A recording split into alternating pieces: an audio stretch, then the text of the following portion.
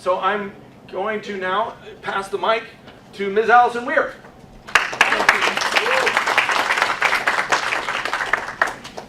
Today I'll specifically be talking about Palestine, Israel, and the United States. In terms, I'll get into anti-Semitism and how that accusation is used a bit. But I just wrote a very long article, it's about 7,000 or 8,000 words, that goes into detail. All of my work is always cited, so you'll see where the information comes from, into detail about how the very word, the definition of anti-Semitism, is being changed intentionally on behalf of Israel. Unfortunately, I don't think they were brought. Did you bring the materials? Yes. There's a whole stack of materials. Oh, good. So we have them here at the end of the panel. You can get them. Or there's a table afterwards outside that will have a lot of materials and my books. Do you want to pass these out? Or? No. We receive a great deal of reporting, you know, I'm sure, about Israel-Palestine. And so everyone you talk to will bring up, well, what about those thousands of rockets that Palestinians have shot into Israel from Gaza? Every news report mentions thousands of rockets have been fired against Israel from Gaza. That's mentioned. Anytime Palestinians are mentioned, anytime Gaza is mentioned, we hear about Palestinian rockets. Everybody hears about it. It's factual, we should know that information, and we do. But they almost never tell Americans that these are, in the large majority of cases, they're small, homemade projectiles. That's what we're talking about. They usually don't even do any damage. The media give us a statistic of one sort. They say thousands of rockets have been fired, so they give us thousands. It's over a dozen years they've been fired. But they never tell, well, how many Israelis have been killed by these thousands of rockets that we always hear about. The total number is approximately 30 Israelis killed by rockets in the well over 10 years they've been fired. The media just leaves that information out. Fair-minded people, and I do believe most people want to be fair-minded and want the whole story, would ask, well, how many people in Gaza have been killed by Israeli forces during the time that those rockets were fired out? And that number is close to 6,000 Gazans. What many of you know, but the typical American does not know because of media coverage, is that we are getting very filtered coverage on Israel-Palestine from media across the political spectrum. We're getting very filtered information. We hear about Israeli children who have been killed. We often see their parents. We grieve for these children, as we should. We almost never hear about the Palestinian children who've been killed. We don't see their parents, we don't grieve for them, because we don't even know about them. It's my view that we should care and grieve for every one of those children. Americans give Israel $10 million per day. $10 million per day. We have given Israel, a tiny nation, far more than we've given any other country on earth. In fact, on average, per capita, Israelis get 7,000 times more of our money than other people around the world. That makes us responsible for what Israel does. If you look at this chart, you'll see that since 2000, since the round of violence that began in 2000, known as the Second Intifada, which means uprising, 91 Palestinians were killed, 91 Palestinian children were killed before a single Israeli child was killed. But the media consistently tell us that Israel is retaliating. It's actually the opposite. They also don't tell us, well, how were those 91 Palestinian children that Americans never even heard about, how were they killed? What was their cause of death? All of this is well documented. So I counted up the numbers myself, and I discovered that the number one cause of death of those 91 Palestinian children was gunfire to the head. This information largely comes from an Israeli human rights organization. It's not disputed. We just don't know it. My view is that if Americans knew that our money is being used to shoot children in the head, that we would demand that it stop. And if we had done that, if the American public had demanded that that killing stop, then it is quite likely that it would have stopped. It would have stopped. And then all of those other children that were killed afterwards, both the Palestinian children and the Israeli children, could be living today. I think they would be living today if we had done that. But it's too late for those children and for those families who will never be the same. But it's not too late for the children next week, next month, and next year that we can save if we will speak out. Many people ask how I became involved. I don't happen to be Jewish or Muslim or Arab, and for that reason I'm often called anti-Semitic for speaking out on behalf of justice for Palestinians. I knew very little about this issue 17 years ago. I was the editor of a tiny weekly newspaper in Northern California. But then I noticed the media coverage of the Second Intifada. It was in the news a little bit. And so I belatedly in my life decided to pay attention and to just learn about Israel-Palestine.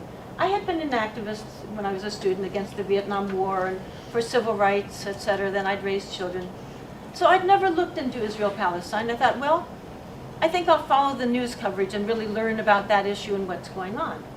And when I did that, I noticed as a journalist very quickly that we were getting one-sided coverage from the liberal media as well as the conservative media. So we would hear from and about Israelis in great detail, as we should, but I wanted also to hear from and about Palestinians in equivalent detail, which we don't. So I went on the internet and I started to discover what was going on, and I discovered there were excellent news sources from the region itself. Humanitarian agencies that are there, Palestinian media, Israeli media. I remember reading an Israeli report by an Israeli academic about what was going on. I had already learned in those early months, this was fall of 2000 and early 2001. I had already learned that Israeli forces were killing largely unarmed demonstrators in large numbers every day, including children. But what I learned from this Israeli academic was that the Israeli military and government had a strategy that they wouldn't kill too many, because if they killed too many, the world might notice and maybe do something about it. So apparently that wasn't too many. But what they were doing is they were injuring multitudes. They injured something like 6,000 in the first month alone, men, women, and children. And because that wouldn't be noticed, that those numbers wouldn't be ever in the media. And what this Israeli academic said, Tanya Reinhardt, I read this many years ago, said that specifically Israeli soldiers were targeting knees and eyes. So with that kind of information and my new awareness that I was paying for that, I decided that I needed to look into it more. It seemed to me, and it still does, that it was the most covered up issue I have ever seen in a nation that is full of cover-ups. This one is longer and more pervasive than anything else I have ever seen. I decided I needed to go over and see for myself what was going on. And so began the most unusual trip I have ever undertaken. Many years before, I had been in the Peace Corps in Afghanistan. In that case, I had a very official support system, the Peace Corps. In this case, I was going to be traveling alone. I had no one organizing me or sponsoring me whatsoever. When I landed on February 8th, I believe it was, 2001, I experienced a pang of the disquiet I'd been trying to ignore on that long airline flight. What was it going to be like for me, as a single female American, to wander alone through a largely Muslim land that was in the middle of a violent uprising, and that was at the epicenter of a region that we're continually told by our media is hostile to Americans, and to women in particular? What would it be like for me? Well, as I traveled very randomly and haphazardly throughout the region on that trip and other trips since, I found it was very different. I was welcomed. I was invited to stay in people's homes. I was treated with respect and completely safe. Whenever people learned I was an American, and I always told them that, the response was welcome every time. But I saw much more. I saw that Palestinians were already, in early 2001, living in small prisons within larger prisons. You often couldn't go to the next village over, to go to school, to visit your mother or your children, to go to work. There were Israeli checkpoints in between, in the West Bank and in Gaza. And by checkpoints, I don't mean toll booths.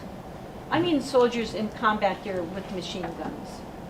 I remember growing used to, almost, in Gaza, arriving at a street corner and seeing Israeli soldiers in a tank with a machine gun aimed straight at you. You hoped they waved you on rather than shooting you, as they had done some people.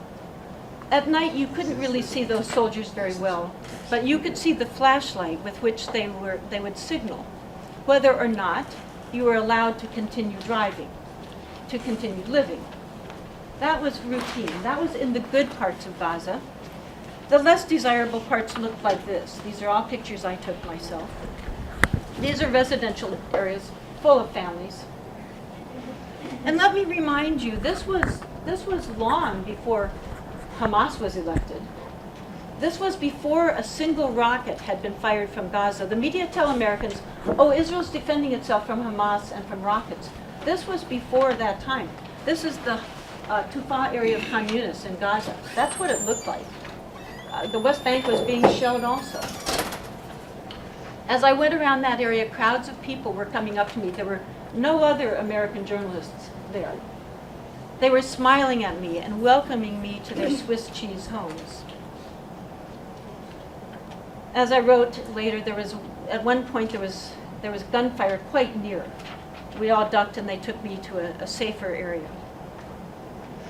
I'm having to go through this quickly because there's limited time. But I saw beautiful agricultural lands in Gaza and in the West Bank that were being destroyed with our tax money. I saw farmers and talked with farmers who had farmed there forever. Their fathers had farmed that land, their grandfathers had farmed that land, their great-great-grandfathers, back generation upon generation, had farmed that land, and now they were destroyed. Their orchards were destroyed, their crops were destroyed. This was early 2001, and I remember thinking, what will they do? How will they feed their children? I wondered. And this is before it got bad. I saw a people and a land being destroyed through our tax money. To me, that's newsworthy. To me, that's obligatory to talk about. And I saw more. I don't like seeing suffering. I don't like seeing children in pain. But thousands of Palestinian children had already been injured by that time. So it was my job to see them. All I had to do was go to the nearest hospital. And I saw children with bullets in their backs, in their stomach, in their head. I saw a boy, I don't have his picture here, whose parents were happy to see me because they thought that as an American, perhaps I could help their poor son. I asked the doctor if there was something I could do. Perhaps a surgical team could be flown in, or perhaps their son could be brought to a hospital in the United States. But the doctor told me that he hadn't yet found the right time and the right way to tell the parents. But he said their son was totally and eternally paralyzed. So I knew something those parents didn't know. And I wished that I didn't. And now you do too. I remember in the West Bank, I got to a newspaper office and they said a 9-year-old boy was just shot nearby. Maybe you'd like to go see, since I was a journalist. And I thought, no, I wouldn't like to go see. But I did. And I took pictures of his blood. I saw his picture. I saw the living room where there was a wall hanging that had a bullet hole in it that said, I was told, thinking of God makes our hearts grow calm.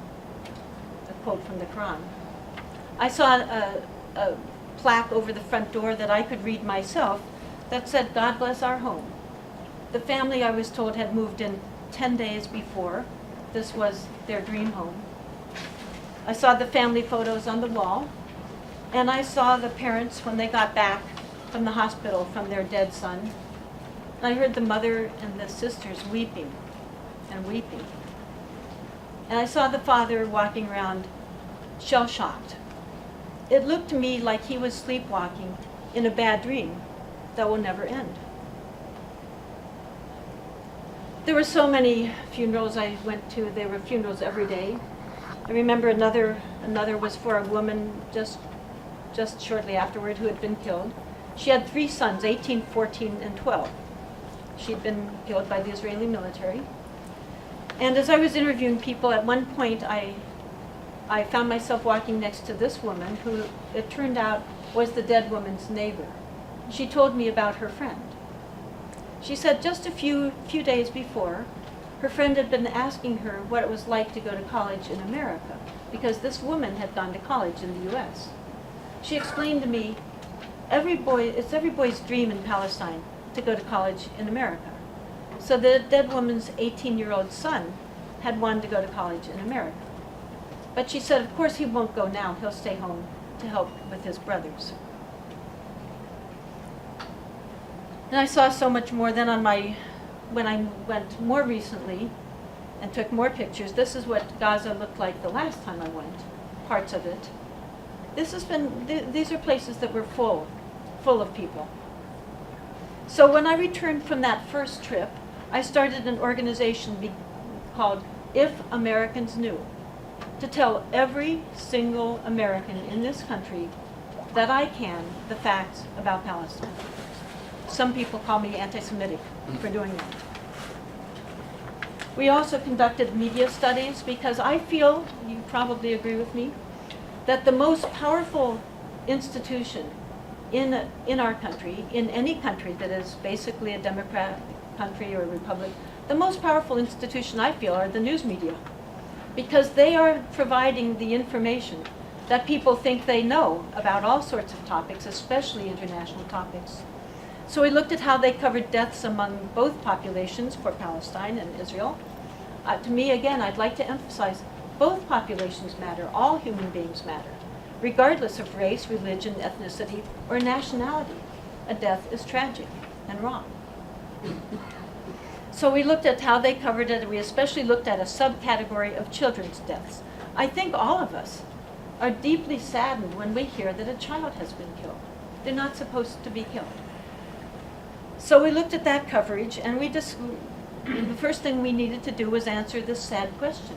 How many children among both populations had been killed during that first year of the uprising? First impressions are so powerful. How many were covered?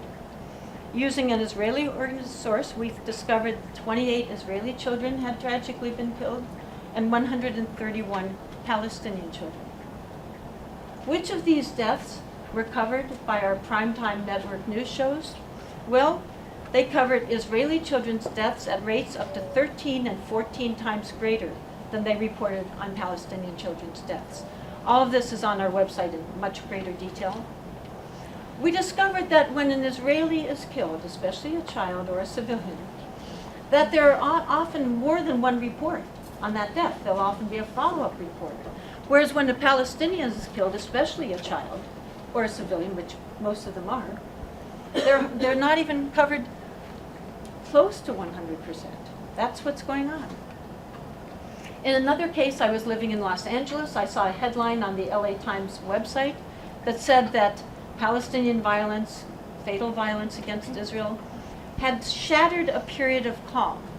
You'll see this almost every time an Israeli is killed. Allegedly, Palestinians have shattered a period of calm. This was on their website. The newspaper had not yet been printed for the next day, so I called them up, thinking they would not want to print a fallacious, inaccurate headline and news story. And I told them that during a period that they said was calm, 170 Palestinian men, women, and children had been killed. And that during a period they said was calm, 379 had been injured. Their response to me was, we said relative calm, and they hung up the phone. There's so many other omissions. I only have time for about one or two, I guess. There's dissent in Israel. We almost never hear about the many Israelis of all different sorts, rabbis, women's groups, soldiers groups that are opposing governmental actions. It's an important phenomenon, and yet Americans are almost never told about these people. We also, Americans most have no idea that there is an extremely active nonviolence movement in the Palestinian territories, in both the West Bank and Gaza. That there are nonviolent marches and demonstrations every single week, often 2 or 3 every single week. And these are very courageous actions because they are virtually always met by extreme violence from Israeli forces. It's also they're often small farm villages and farmers that are doing these things. In a number of cases, people from around the world are joining this nonviolence movement of all backgrounds, all ages and ethnicities and races. There are some Israelis that are coming and joining this, and yet again, it's an amazing phenomenon. I'm sure many of you have seen it and been there. And yet most Americans have no idea what's going on, even with all this coverage of Israel-Palestine. They've killed and injured mostly Palestinians, but some have been Americans. Tom Herndal was 21 years old, I believe it was. Some have been just badly injured, and we don't hear about them either. Another omission of a very different sort, and I especially wanted to get to this since this is the 50th anniversary of this event, but another omission occurred in 2003, not in Palestine, in the United States, something they didn't cover, in the United States, in Washington, D.C., our nation's capital, on Capitol Hill. There was a briefing by the Independent Commission on the Israeli attack on the USS Liberty on Capitol Hill. It was chaired by a 4-star admiral who had also been chairman of the Joint Chiefs of Staff. Also on the panel was a retired rear admiral who had been in charge of the whole legal department of the U.S. Navy. Also part of their commission was a Marine general, and not just any Marine general. This man, Ray Davis, was the highest-ranking Congressional Medal of Honor recipient in the United States. You cannot ask for a higher-level panel to be speaking on Capitol Hill. They announced their findings that Israel had attacked and tried to sink a U.S. Navy ship, that Israeli forces had killed 34 American servicemen and injured over 170. They announced that rescue flights to these men had been recalled by order of the President of the United States. They also announced that this incident, the facts about this incident, had been covered up by the President of the United States. Statements of that gravity made by officials of that high rank on Capitol Hill are newsworthy. And yet about the only place you could read about that was in the Stars and Stripes newspaper, which is the military newspaper abroad. And it's in the Congressional Record in detail. You can read every word. But somehow the Washington Post and Fox News and others missed it. Now let's quickly look at some of the recent so-called Israel-Gaza wars. Here's the one that occurred in 2008 to 9, sort of over Christmas vacation. These are the numbers of deaths among both populations. As I'm sure you know, that's not what a war looks like. That's what a massacre looks like. That's what a slaughter looks like. Then let's look at the war, more recent war in the summer of 2014. Again, let's look at this and think about how the media covered it. The media covered the, quote, war of Gaza in 2014. They focused on 3 young Israelis who had been abducted and tragically murdered as supposedly the trigger to events that then followed. Well, let's care about both populations and look and see all the people that were killed before that war of summer of 2014. Let's look at both populations from the beginning of the year. And we notice in January, Palestinians were killed, including a child. But that's not mentioned. Then we look at the next month, February, and more Palestinians were killed, but apparently that's not mentioned. Then the next month, more Palestinians, including another child, are killed, and that's not mentioned. Then we get April, there's one Israeli soldier and another Palestinian. Then May, still more Palestinians were killed, including 2 children. Yet none of that is mentioned about the lead up to this war. The first time we get any attention are the 3 Israelis. And then we have the onslaught that followed.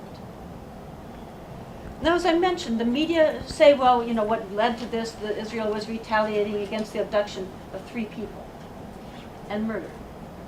Well, let's see, were any Palestinians forcibly removed and imprisoned by Israelis before this time? Let's look from the beginning of the year through June, and we find, oh yes, over 2,000 Palestinians, but they also are not mentioned. When I began to look into this so late in my life, I began to read books and to try to understand how did this all start, where did it really begin, where did the violence initiate, and why does the U.S. have this special relationship with a tiny country that has almost no natural resources? Well, what I discovered is that, and I think many of the people in this room might share this with me, when I was born, there was no Israel. When I was born, it did not exist. There was Palestine. When I was born, it was under the British Empire. Before that, it had been under the Ottoman Empire. So where did the Israeli-Palestinian conflict come from if there was no Israel when I was even born? Well, some people are led to believe that it's been going on thousands of years. That's often repeated, and people repeat thinking it's true.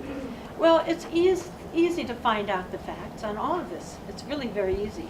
And it turns out that Palestine, in the late 1800s, was at peace. At that time, it was under the Ottoman Empire. It was what we would call a multicultural population, in that it was about 80% Muslim, about 15% Christian, a little under 5% Jewish, all living on land that is sacred to all 3 faiths.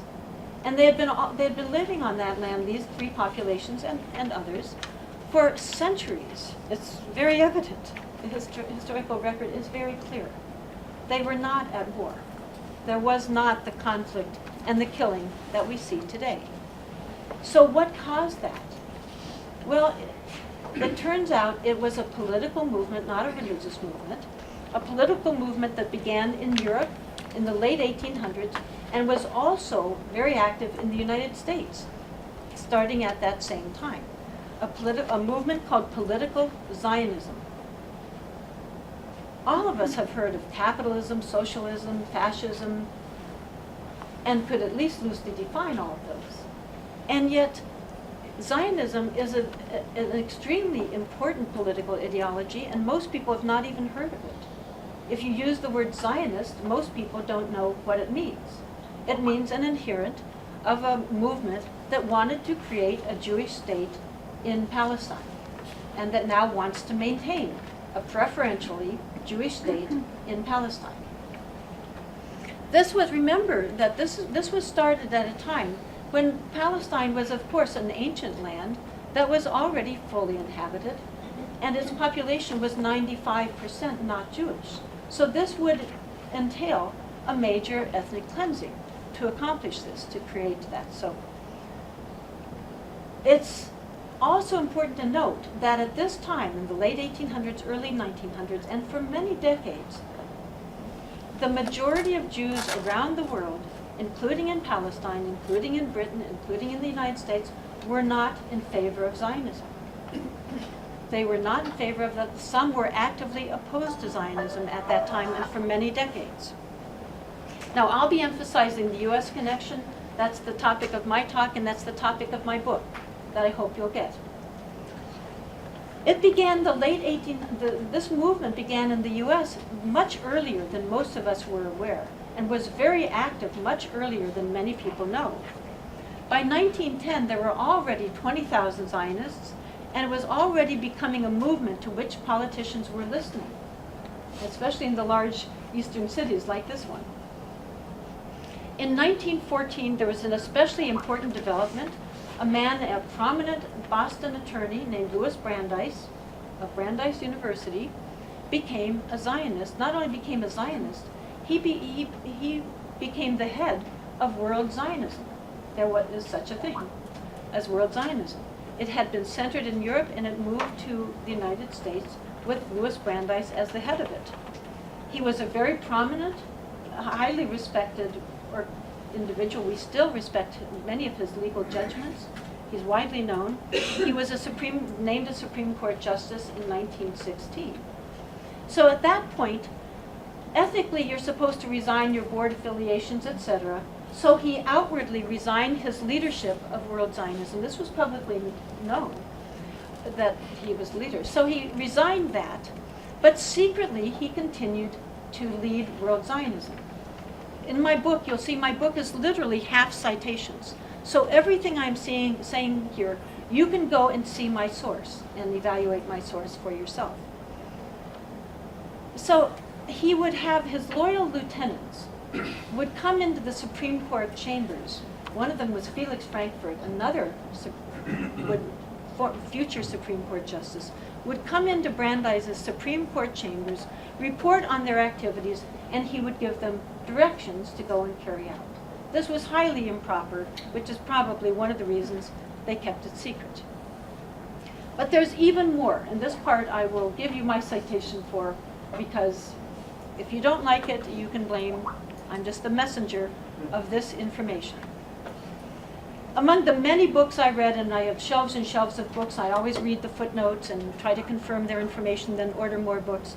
One of the books was called Israel in the Mind of America, published by a mainstream respected publisher, by a mainstream establishment author who tilts towards Israel. He's sympathetic towards Israel, Peter Gross.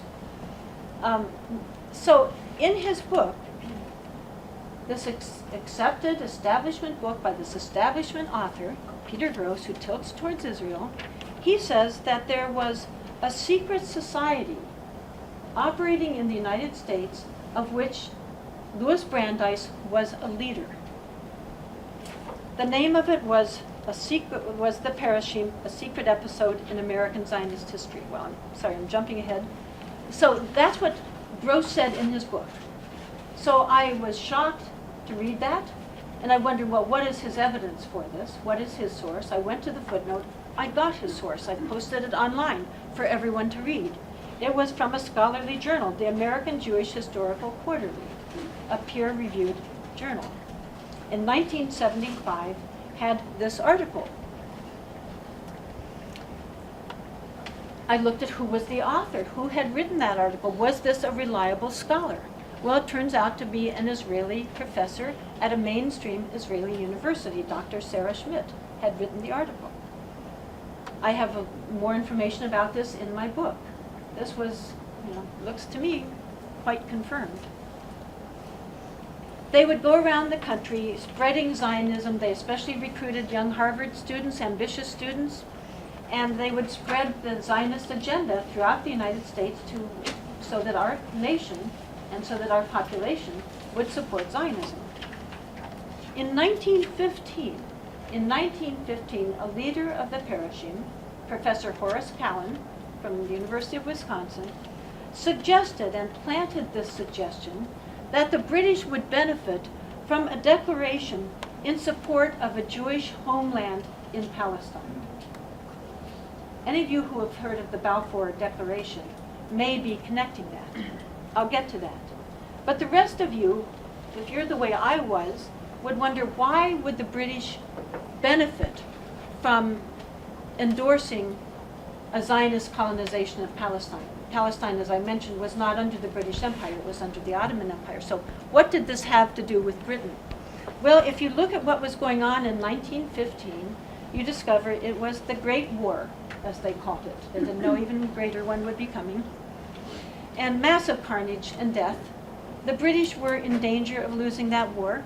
In the first day of the Battle of the Somme, the British casualties were 60,000 men. They were desperate. They wanted the U.S. to come and join this. The American population was that thing that we're told is a bad thing, isolationist. They did not want to go to a foreign country to kill and be killed. In fact, Woodrow Wilson was elected to a second term of office with the slogan, "He kept us out of the war." But the British government, of course, wanted us to join the war on their side. And the Zionists in Britain, especially Chaim Weizmann, well known, who had entree to the British government, went to them. And he said, well, we can help you get the U.S. into the war. We can help you win the war if afterwards, when you're in charge of the audit of Palestine, you sort of facilitate our movement, our colonization of Palestine. This was written about, this is the claim that he made. This is written about in a number of books by pro-Israel authors. I'm just a deliverer of this message. This was called a gentleman's agreement. So this is how the Balfour Declaration was obtained by the British, by the Zionists. It's a mild declaration, but it basically opened the door to the British support of Zionist colonization and basically eventually ethnic cleansing of Palestine. I'm jumping ahead now because I know I've limited time. But today, the Israel lobby, if you go to our website, you will see it consists of dozens of organizations with large budgets. You know, if you go to the website, you'll see the list, you'll see the links where they themselves talk about how they support Israel and what their annual budget is. AIPAC has an annual budget of something like $50 million. How many? 50 million. 50. 50. And that's just one of many. But it's the one that most people that have heard of any of them have heard of. Now, the precursor to AIPAC actually came in 1939, the American Zionist Emergency Council. This, by 1943, had a budget of $500,000 when a nickel bought a loaf of bread. It was a huge amount of money. Within not too many years, it maneuvered itself into access to a far larger fund that in today's dollars was the equivalent of about $1 billion. $1 billion with which to propagandize every sector of American society.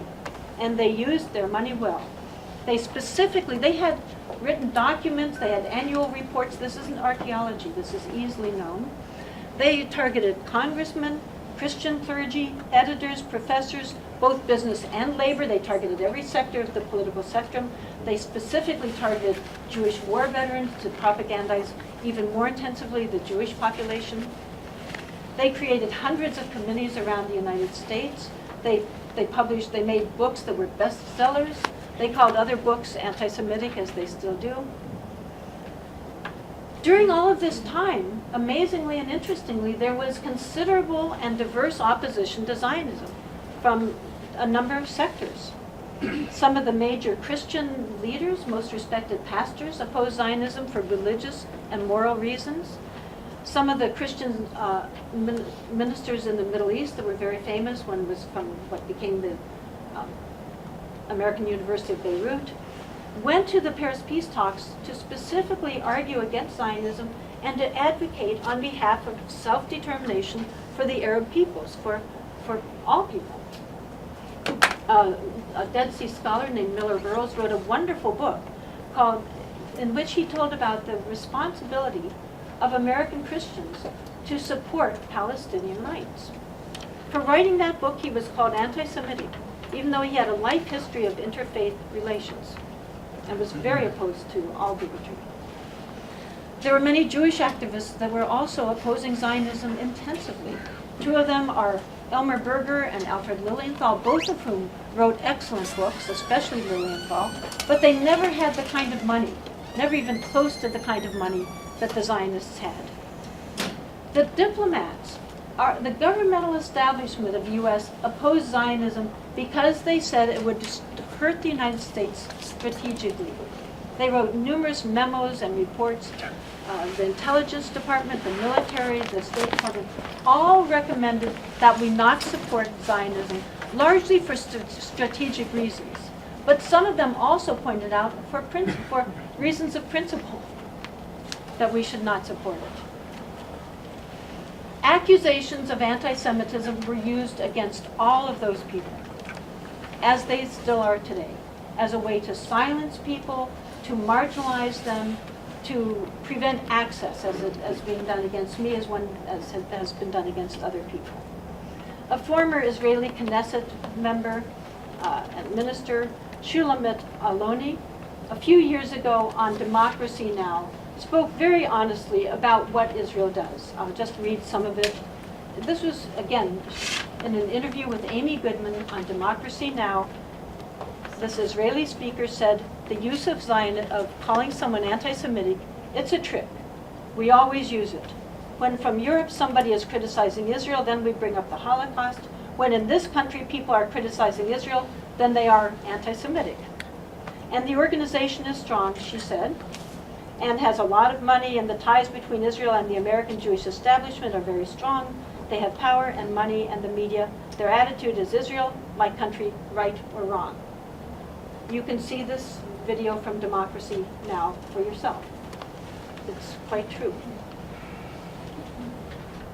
During the war of Israel was created through warfare.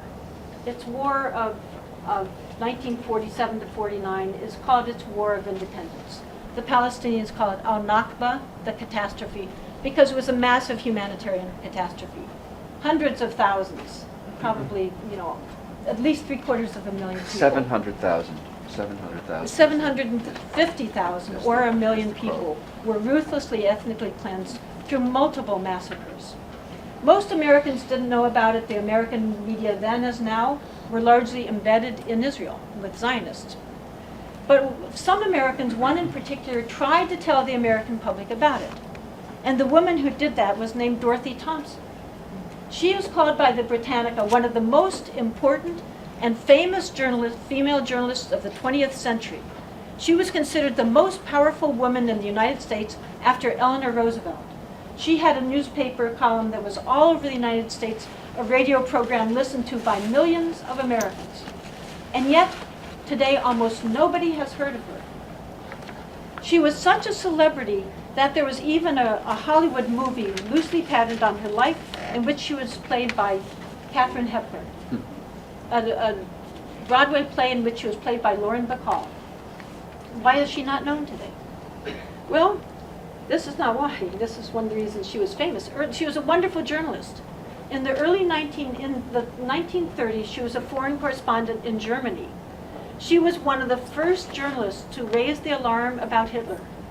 She was the first foreign correspondent to be ejected by Hitler. So she was very sympathetic to Zionism. Very sympathetic. Then when she went to Palestine to see what was going on for herself, and she saw hundreds of thousands of Palestinian refugees living in squalor, destitute, dying in large numbers in very harsh conditions, and in those days and still, she began to speak about them and to write about them. She even eventually made a documentary about them. And for trying to tell Americans about these people, about Palestinians, she lost her radio program, she lost her newspaper column, she lost her livelihood, and she lost her fame. As her biographer put it, she was erased from history. Today, if I tried to write about these things that I'm telling you about, the obvious thing would be to have an article in American History magazine. This is, these important incidents in American history. Well, if I tried to do that, it would not get published. How do I know? Because several years ago, our organization tried to place a paid advertisement, sort of small one, in this magazine for another book, not to do with me, a book by a 90-year-old retired congressman, his memoir. But the owner, Eric WEIR, said to us that because our organization was anti-Israel, they would never publish any paid advertisements by us in American History magazine. Or, he volunteered, in any of the magazines owned by WEIR Associates, which is virtually every popular history magazine in the United States. Who was the congressman? Paul Finley. Now let's, again, please feel free to stop me if I... Yeah, I'd like to do 5 minutes more. Okay, that'll Okay. do it. Thank you. Just to quickly update this, my book only goes to 1950. My next one will go to the present, but the U.S. invasion of Iraq that has led to so much. In Israel, they very openly wrote about that this was conceived by 25 neoconservative intellectuals pushing President Bush to change the course of history. In Israel, they write about many of these things quite openly. It's an excellent source of information, Haaretz in particular. In that same article, this was from Haaretz in 2003. Again, let me give you the sources. I'm quoting other people that were quite accurate in what they said. This same article quoted Thomas Friedman, the New York Times columnist. So a quote of Thomas Friedman was in Haaretz, in which he said, "It's the war." He's talking about the war against Iran. "It's the war the neoconservatives wanted. It's the war the neoconservatives marketed. Those people had an idea to sell when September 11th came, and they sold it. Oh boy, did they sell it. So this is not a war that the masses demanded. This is a war of an elite. I could give you the names of 25 people, all of whom are at this moment within a 5-block radius of this office, who, if you had exiled them to a desert island a year and a half ago, the Iraq War would not have happened." Those same people are pushing for more wars. So we had the Iraq War, and the misery and tragedy and carnage of that war led to the destabilization of the whole surrounding area and was very related to the rise of extremism. Many people have noted that. So we have Iraq destroyed. Now we see what's going on in Syria. We have a Hillary email in which she wrote, "The best way to help Israel is to help the people of Syria overthrow the regime of Bashar Assad." So now we see Syria looking very much like Gaza. And we see Syrian refugees looking very much like Gazan refugees. And we see now tragedy in Europe. We see children being killed in Europe. And we see a little Syrian boy who didn't make it there, and a little boy in Gaza also killed. All of these we could stop. And now they're looking at Iran. A few years ago, there was a full-page advertisement in the New York Times, I was here and saw it in person, against Ahmadinejad, a very frightening, satanic look. How do we stop Iran from developing nuclear weapons and funding terror? Well, all our intelligence agencies say they're not developing nuclear weapons, but this was the ad that was placed in as part of this campaign to demonize Iran so that we will now do damage against a whole new country.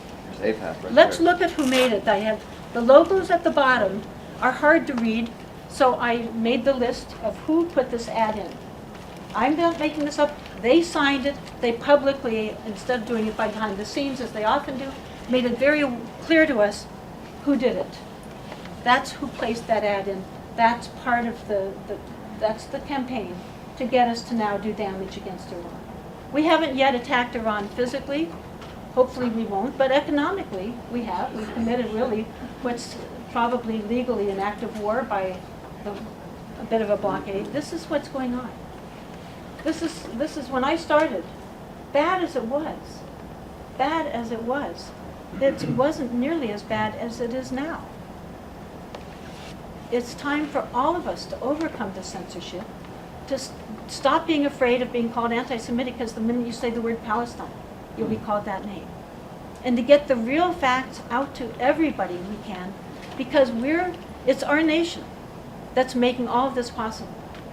We're the only ones, I feel, we're the ones that can stop it. Thank you very much.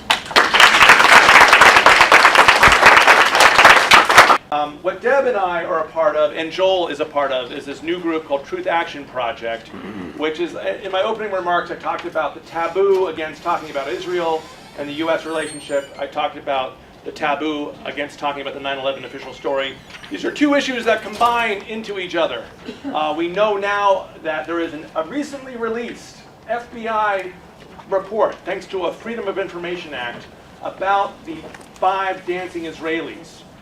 East Rutherford, New Jersey police and the FBI investigated why there were Mossad affiliated Israeli movers celebrating the 9/11 attacks.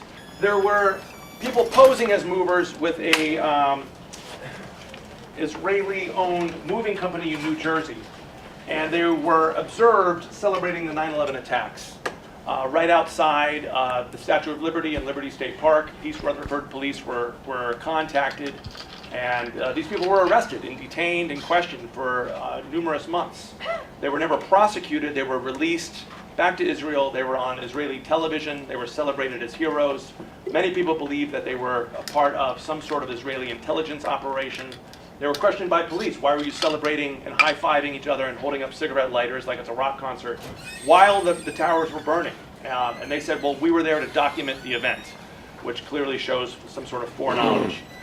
There was also an Israeli intelligence operation in Florida tracking the 19 hijackers. A different operation. These were the art students. They were infiltrating government buildings, selling art. It ties into what Alison said about the 25 neocons. Thomas Friedman and other journalists have talked about the 25 neocons that created the Iraq War. They celebrated the 9/11 attacks. People like Paul O'Neill's, the Treasury Secretary under Bush, talked about how Rumsfeld and Cheney were instantly talking about attack Iraq right after 9/11. Right. So the whole neocon agenda, which involves, as you know, a lot of dual citizens, people that have Israeli and U.S. citizenship. Talking about people like Dov Zakheim at the Pentagon, could go on and on, Michael Chertoff,